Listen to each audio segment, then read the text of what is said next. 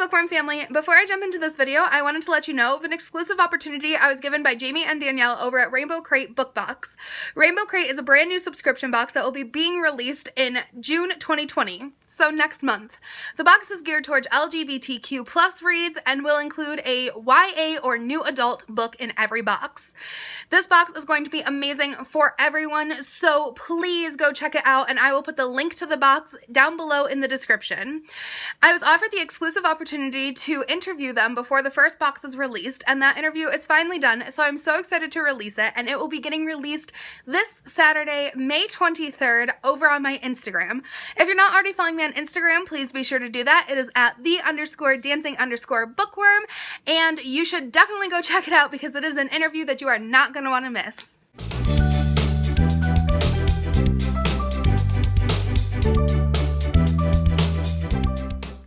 Hello Bookworm family, welcome back to my channel. If you're new, I'm Danny. Go ahead and hit that subscribe button down below. Don't forget to turn on the notification bell because I'm posting lots of new content all the time. And if you're not already following me on Instagram, please be sure to do that. It is at _dancing_bookworm. This is my 27th take of making this video. This is a hard one for me to get through because it's pretty much just talking about myself. But in honor of National Mental Health Awareness Month, I wanted to kind of give you guys 10 facts about me I bet you didn't know. I originally was going to have this video just be about my mental health journey, but there are still a lot of personal parts of that I'm not ready to share. And also, I think that it's important not to just talk solely about my mental health, but talk about who I am as a person as well.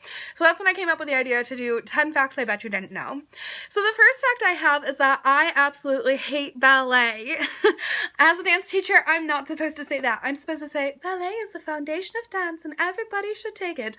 And while I do believe ballet is the foundation of dance, and I do think everyone should take it because it will improve your technique in every style, I still can't stand it. It is hard, it is stiff, it is not hard-hitting, which is all the things that I like. So because I hate ballet, I don't teach ballet at my studio because I wouldn't really shine as a ballet teacher. I do teach ballet at certain school districts, but I find that that's a little bit more fun for me because the ballet at school districts can be to songs with words in it, where the ballet at my studio cannot be, so I like dancing to words a little bit better. Now, don't get me wrong, I love lyrical dancing and contemporary dancing because I can express myself that way, but something about ballet just doesn't allow you to express yourself because it's already pre-choreographed, it's to an exact thing.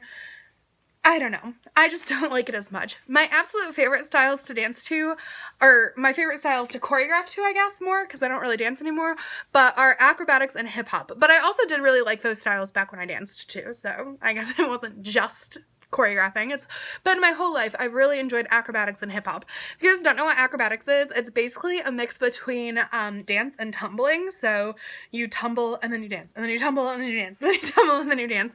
And hip-hop is a mix between modern day street moves and stage dancing. So those are my favorite styles, and yes, I hate ballet.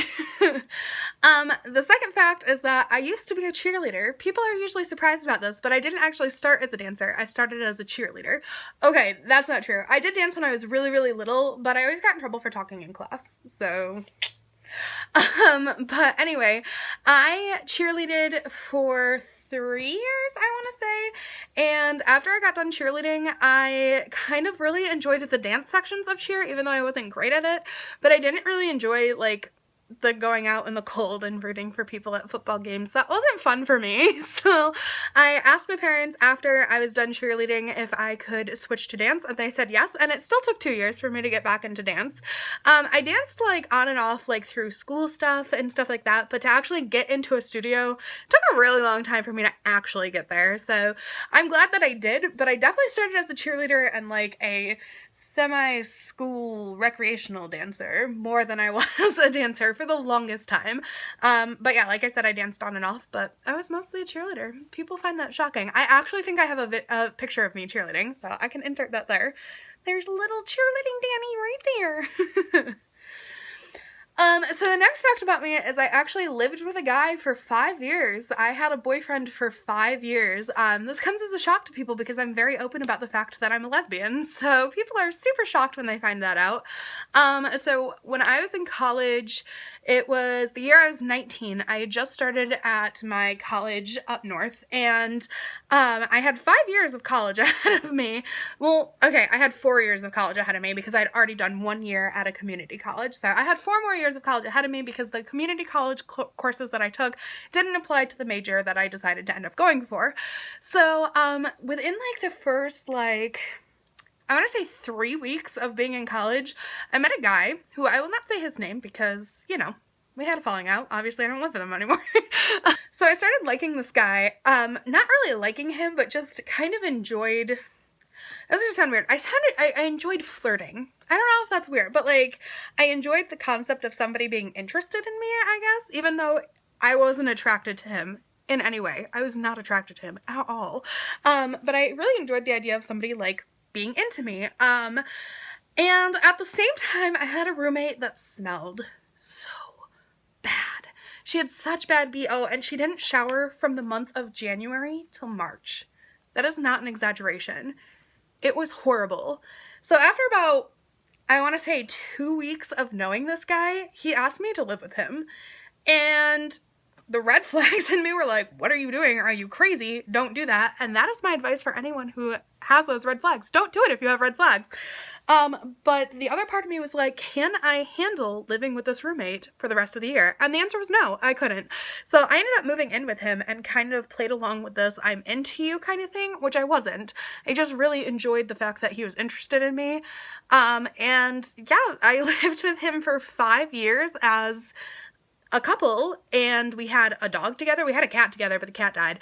And then we had a dog together, and I lived with him and, you know, claimed that we were going to get married one day. And I think one day I woke up and realized that he was not the person that I really liked.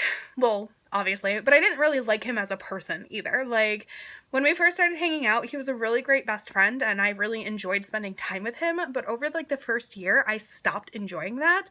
And for the 4 years after that, I was pretty much like, why are you still here? Why are you still here? But it just never occurred to me to leave, I guess, was more of the thing. Like, I was kind of like, oh, like, I'm comfortable, so I'll just stay. That's a horrible reason to stay with somebody, and I totally take full blame for the fact that I probably led him on, obviously, more than I should have, but also he wasn't that great of a person, so, you know, it just wasn't a healthy situation. So after 5 years, I ended up leaving him, and it still took me another year after that to come out. So I didn't actually come out of the closet until I was 25. I was 25 when I officially told people I was a lesbian. So yes, I lived with a guy for 5 years. People are shocked about that. As you should be, because it's not something people expect. So the next one is that my mom has something called myasthenia gravis. She's so much better at explaining it than I am. But myasthenia gravis is basically an autoimmune condition that affects your respiratory, muscular, and visual systems, I think, but basically it makes her really weak and tired, and when she first got diagnosed, she went from being like a powerhouse to like super tired, super slow, had a hard time pushing open doors, stuff like that. So she was not somebody who was meant to have this condition because she was go, go, go all the time. I will say, after getting plenty of plasmapheresis treatments and other medical care, she has definitely bounced back to more of a spunkier woman, but she does still have this ongoing condition, and every once in a while, it just takes a lot out of her. So it's something that I'm a very big advocate for, that I really, really, really want people to know more about this, so that's why I put it in here. So the next fact is that I live in a house with 7 people. So there's me, my brother, my sister-in-law, my mom, my 6-year-old niece Ava, my 4-year-old niece Jacob, and my 1-year-old niece Riley. Along with that, we have a dog named Emma and 2 cats, Sophie and Lily. So We are the epitome of Full House. It is super fun. I am definitely Uncle Jesse, like, for sure. I'm kind of the cool aunt, but also, like, don't bug me, kid. But I definitely love my nieces and nephew and love that I get to live with them. The reason we all live together is back in November, my family suffered a tragedy when my dad passed away, and we lived apart. So we lived together for a little while, for like a year, and then we separated. Like, I went and lived with my parents, and my brother and sister-in-law stayed in their house. And then after my dad passed away, we just decided that it was a better idea and more comforting to all of us to just live together. So we moved in, and we actually just moved into a bigger house because their old house was not able to hold 7 people. So now we have 7 people and 3 animals in one house. So the next fact is I am not a vegetarian. So in recent videos, I have talked about how I stopped being a vegetarian, but back in, I want to say March, I got hit with a really big spout of depression and anxiety, and one of the things that was getting to me was all the food in our house wasn't really vegetarian friendly. Like, none of my family is vegetarian, so there was lots of meat products. Alright, sorry if my angle changed, but my camera died, so I had to charge it and then come back and finish this. But yeah, so back in March, I was kind of realizing that my family didn't really have any food that was vegetarian friendly for meals, so I was buying a lot of my own food, which I was already paying money towards my rent to pay for food, so I was kind of buying double food sometimes. But also, I got a salad from Applebee's, and it got delivered from Grubhub, and this was the silliest thing ever, but there was chicken on it, and I ordered no chicken, and I just started crying because I was like, I really want to eat the chicken. And then I kind of thought about it, and I was like, why don't I just eat the chicken? So I did. So it's simple as that. Definitely part of my mental health struggles is that I go back and forth between things a lot, which I'll talk about in a little bit. But yeah, I just really wanted the chicken, so I ate it. So the next fact is that I don't keep a hairstyle for more than 2 months. So the only time that I've really kept a hairstyle for more than 2 months is back when I used to be a competitive dancer and I had to have it a certain length and certain style. But other than that, I have switched my hairstyle up for forever. So my mom was really strict about my hair when I was a kid because she liked it to look a certain way. But when I got to high school, she kind of let me start like styling it by myself, but I wasn't allowed to dye it or anything because she was like, you will ruin your hair, you're not dyeing your hair.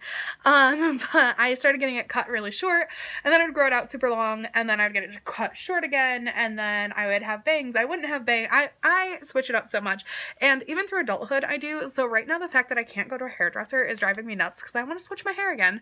But even like when I do something like little to it, like I had just the back of it shaved for a while, then I was automatically like, I need to do more. So then I cut it off and had the back shaved, and then I needed to do more, so then I shaved the sides and the back and just had this on top. So we'll see what it comes out to be next. But yeah, I don't usually keep a hairstyle for more than 2 months. My next fact is that Harry Potter isn't my favorite book. I know. Shocking. Okay, so that's not entirely true. Harry Potter is tied for first with my favorite book. So, Harry Potter is by far my favorite book series of all time. It is number 1. But I also have a favorite book that is not Harry Potter, that is neck and neck with Harry Potter, and that is Little Women by Louisa May Alcott. Absolutely love the 2019 remake of it with Emma Watson, but also 100% have always loved that book. I read it for the first time back, I think, in the beginning of college, and I fell in love with all the characters, and I super connected to Jo, like, a lot. So I'm so happy that I have that book in my life because I have never connected to a character more than I've connected to Jo. But yes, Harry Potter and Little Women are tied, so it's not that I don't love Harry Potter the most. I still do. They're just very tied. The next one is that I hate massages. I hate them. I hate people touching me. I hate people poking at me. I hate feet massages. I hate back massages. I hate all kinds of massages. People think I'm so weird because they're like, massages are so relaxing. I'm like, there is nothing relaxing about a human being touching me. It's gross and weird and I don't like it. So, I don't like massages. And my final fact is the one that is related to my mental health, and that is that I have borderline personality disorder. So I've never actually fully come out and say that on this channel because I've always been a little embarrassed to, I think. I think it's something that I've kept very personal over the years, but I am definitely somebody who wants to be an advocate for those with mental health struggles, and I feel like it's something that I need to be able to share with you guys because it's a big part of who I am and all the things that I've gone through. So if you guys don't know what borderline personality disorder is, it's basically a mental health struggle where I have like a really strong tendency to feel abandoned. Along with that, I have like severe anxiety, so it doesn't help that I have anxiety and borderline personality disorder. But I'm actually just gonna read what it says borderline personality disorder is, because it's just easier than trying to explain it. But it is a mental illness characterized by a long pattern of unstable relationships, distorted sense of self, and strong emotional reactions. Those affected may also struggle with feelings of emptiness, fear of abandonment, and detachment from reality. So I think probably my biggest thing with having borderline is that I always feel A, like I'm not good enough, and B, like people are going to leave. So it's always been easier for me to kind of be introverted and isolate myself, but there was a long period of time in my life where I was very extroverted and just wanted people to like me and would do anything for them to be my friends, and it was crazy, out of control. I first got diagnosed with BPD back in October of 2016, and it was the biggest blessing of my life. 2016 or 2017? 2017. It was the biggest blessing of my life. I absolutely love my therapist. I still see her to this day. I was put on the proper medication, and it is really, really well under control now. I still have little moments where I get a little intense, or like I get very self-conscious and very like in my head about things. And also that description wasn't 100% great, but I strongly suggest, if you guys are interested to know more about BPD, to look it up and research it yourselves, because I have a hard time talking about it. Like, I understand what it is based on who I am, but as a general disorder, I have a hard time explaining it, because what it is for me isn't the same for other people. There are people who are super aggressive with BPD who go at other people. I tend to kind of just like self-blame a lot, so it is kind of hard to explain what it is. But yes, I am properly medicated. I have been seeing a therapist for many years. I still see her. We have our little video chats in quarantine right now, and I am doing really well with my mental health. It was very scary for a long time. I was misdiagnosed for the longest time with something else, and constantly being changed of meds and all that. So the fact that I am at a good place is the best feeling. Like, I am the happiest now than I have ever been. And yes, quarantine sucks, so I know that's weird to say, but the past like year minus my dad's passing has been the happiest year of my life. And unfortunately my dad did pass away before I was really able to embrace all the wonderfulness of feeling good about myself, but you know, I feel like he's looking down on me and happy about where I am too. So, but yeah, I think that it's important to share with people what I have. I also have PTSD, which is post-traumatic stress disorder, but that usually goes hand in hand with BPD, so sometimes it's not a separate diagnosis. For me, it is a separate diagnosis, but BPD is usually the one that is the thing that people come back to the most, because I have more characteristics of that than I do of PTSD. But along with that, I also have anxiety and depression. So I'm just a mixing bowl of emotions sometimes, but I really, really am in a good place now, and I am happy to be able to say that during National Mental Health Awareness Month, because I know there's a lot of people out there who are in their darkest place right now, and I just want to say I got through it. I have hit that rock bottom. I have sunk below the rock. I have been crushed by the rock and kind of been curled up under the rock half dead, and I got back up. So if I can do it, guys, you can do it. I promise you, you can do it. And I strongly suggest I really believe everybody should see a therapist at some point. Like, I think there's always a moment in somebody's life where it is the most stressful moment of their life, and they just need to talk it out. And whether you see the therapist 3 sessions or 30 years, it doesn't matter. Like, you take care of you. You do what you have to do, and I think that that's the most important thing. I want to thank you guys so much for watching this video. I hope you enjoyed these facts, and I wonder if you guys knew any of them. So if you knew any of them, comment them down below. But if you didn't know any of them, then, you know, welcome to me. So thank you guys so much for watching. Bye! Wasn't that a great video? Clearly books make me very happy. Now you can make me happy too. Click the subscribe button to follow my channel. Don't forget to give me a thumbs up if you think I did good. And the notification bell will let you know when I post new content. Also, follow my Instagram for more book shenanigans.